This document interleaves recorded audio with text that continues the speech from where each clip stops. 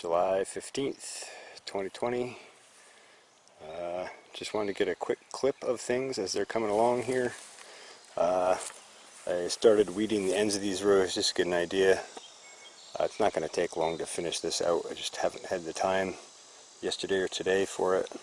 But the large leaf basil is doing really well, and so is the sweet Thai, and so is the holy basil. They're just rocking.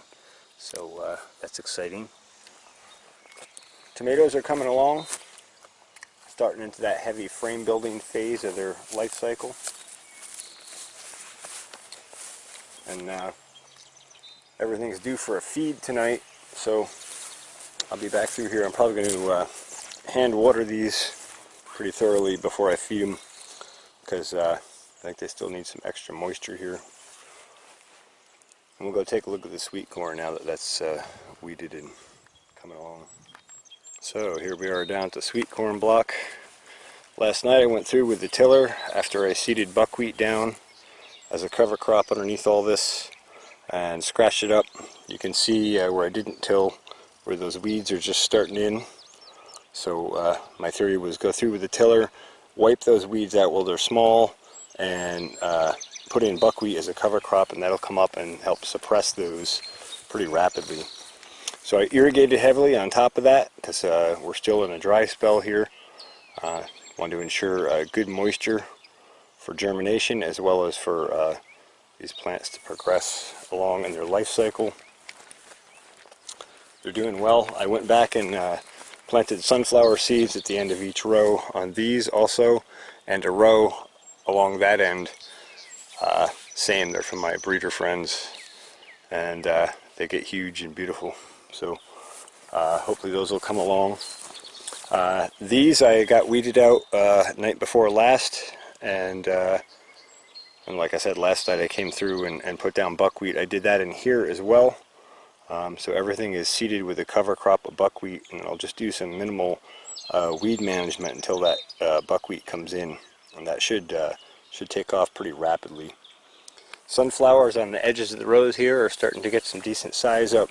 The ones that didn't come up I went back and filled in with seed again last night when I planted the other sunflowers there. This is the bodacious sweet corn here. This stuff is always very robust, and I like this variety as far as F1 hybrids go.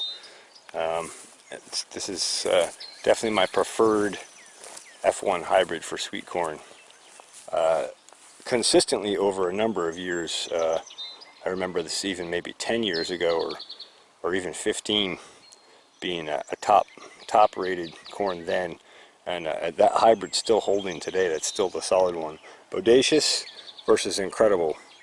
Now the bodacious was planted one day earlier, but they germinated about the same time. But look at the difference in vigor just between these two. I guess in all fairness I should say that this is where the chickens were herded last year, this whole block in here, so that may have some effect, and the soil is a little bit better on the lower part of this than it is on the upper part. But I guess we'll see how things go. The last planting on top is bodacious, and the next one down here is double standard. That's an open pollinated variety that I grew last year that I got from Johnny Selected Seeds. It did fairly well. I found it was pretty nutrient demanding, but I saved seed from that, and I'm trying again this year. I want to see if I can improve that variety and see if that will be a viable variety for me to carry my own sweet corn seed rather than have to buy seed every year. I don't like being dependent on a seed supplier. And real briefly here, I guess I'll just detail this quickly. This is more corn. I think the upper part of this is the incredible sweet corn, and the lower half of this block is Silver Queen sweet corn. So the incredible is just like this block over here. The Silver Queen I haven't put in yet this year, so that'll be another one. Silver Queen's 92 days. Calculated date from germination, we're looking at October 5th. I'm expecting more like October 15th as a final harvest on the Silver Queen. The Incredible is 83 days, so that should be maybe more like October 7th or so, somewhere in there. And then I think I showed these in another video, but I'll just show it again here quick. 20 holes in here about 3 inches deep with a post hole digger, and I put Coast of Maine potting soil in those, and then I put 3 delicata squash seeds in each so they can come out and fill this whole triangle block in here. And I only went to the tree here because this cedar tree blocks a lot of our sunlight late season, and that will very much likely affect the Silver Queen corn production as well.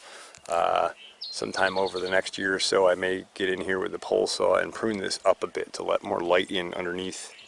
I really like this curve block, but it does have its challenges and limitations. Alright, I think that's everything on sweet corn for now. Oh, and this is also seeded with buckwheat, scratch tilled in right before I watered it, and a strip of sunflowers down the north edge of that as well. So it should be excellent for pollinators. Oh, and in addition to buckwheat, this is also cover cropped with sweet clover. So we'll see how that does. I had trouble getting that established last year, but I'm mixing it with the buckwheat to act as a nurse crop for it. I'm hoping it'll get established this year. Also, this block has a little less aggressive weed pressures compared to those blocks which have had more weed issues, especially that amaranth type stuff. Anyway, we'll see how it does. That's the update for now. Hope you found this interesting or informative. If you have questions or comments, please do so down below. Don't forget to like, subscribe, and share. Thanks for watching the Pharmacy Seeds Network.